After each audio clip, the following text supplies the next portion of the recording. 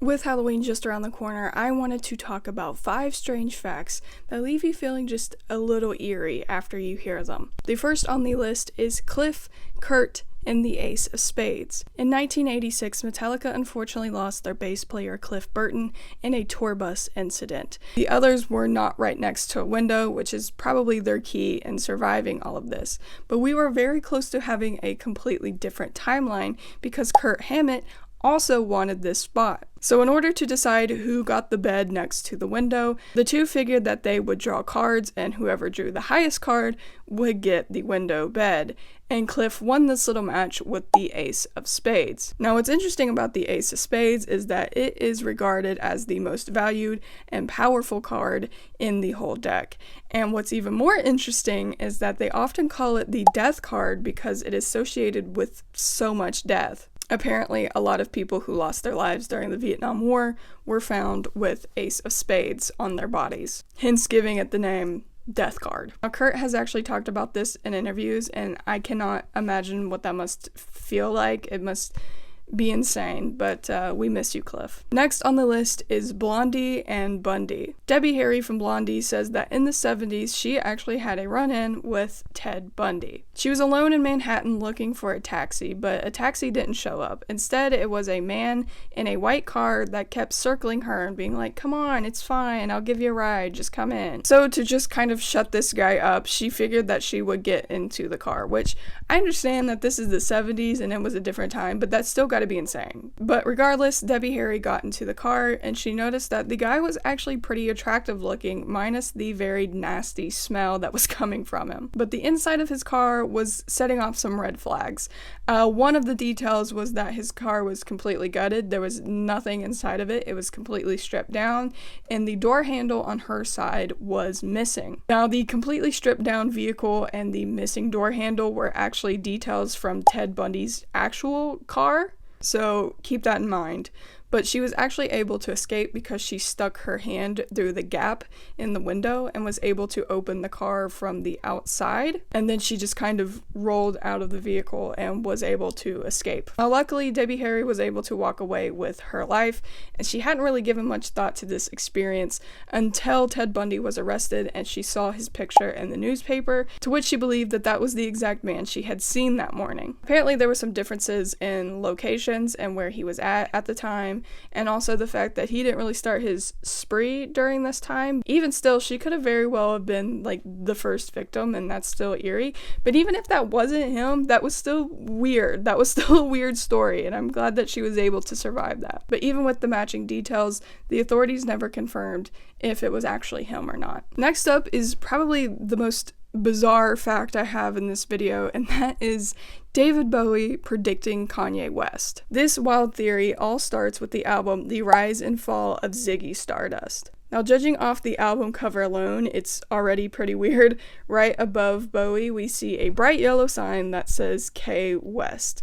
And believers of this theory think that this is supposed to represent Kanye West. But it gets even stranger, considering that the first song on this album is called 5 Years.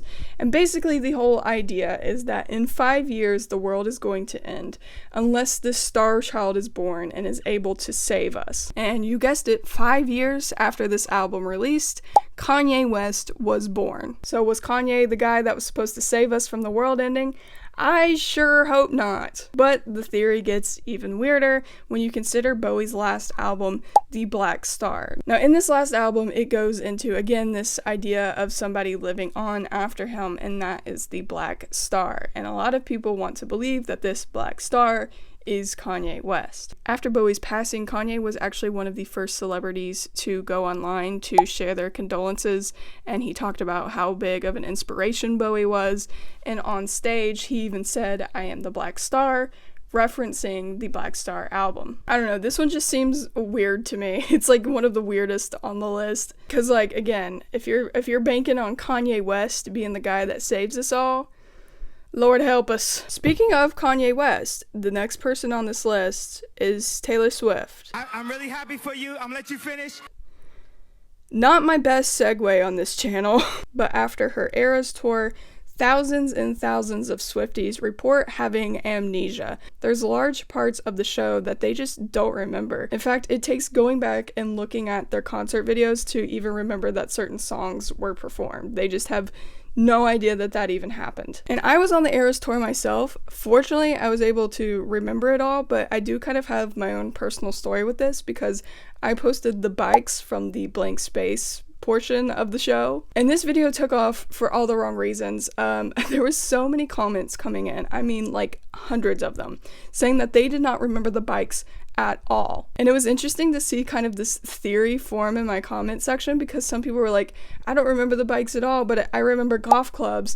And I saw them forming this theory of like, well, it must have been either she did golf clubs or bikes. They didn't do both of them at the same time. But I went and I looked at my concert footage that I got, because I was like, I remember golf clubs too. And sure enough, both were there. It wasn't this one or that one.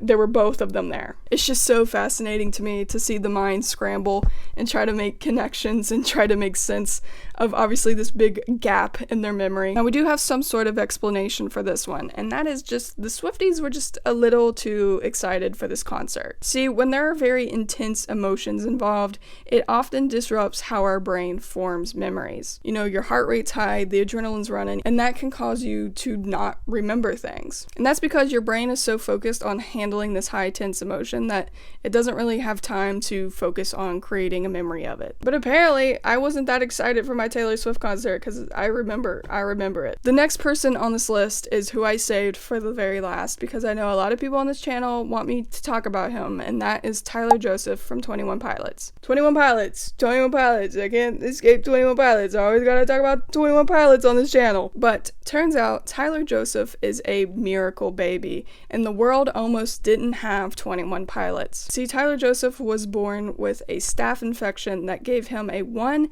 in 6,000 chance of survival. His dad actually wrote about this, and I'll put this here because I think it's very, very sweet. You can pause to read it. But after an emergency blood transfusion, the nurses said that they saw their 1 in 6,000 miracle. This is actually where he got his name. He was supposed to be named something completely different, but he was named in honor of the doctor that saved his life. This one hits home for me just because if we had not had Tyler Joseph in the world, my life would have been completely different. And just considering that my life had a 1 in 6,000 chance of turning out completely different it doesn't sit right with me. It kind of gets me tweaking a little bit. Had we not had Tyler Joseph, I would not be making this video right now. I would not have this channel. I would not be a drummer. I would not be writing music. I would not be recording music. I would not be in bands. I would have not had all these great things happen to me. I would have not had all these amazing people in my life. Quite literally, my life wouldn't have been saved the way it has been had we not had 21 Pilots. And that's just so scary to think about. And yes, 21 Pilots saved your life. Shut up, bro. They did, okay? They made me significantly cooler. I have a YouTube channel because of them, indirectly. Whatever, man. I don't want to hear about it. So there you go, guys. There are 5 strange facts throughout music history. If you liked the video, give it a like and maybe even subscribe to join the Groovy Graveyard, and I will see you in the next one.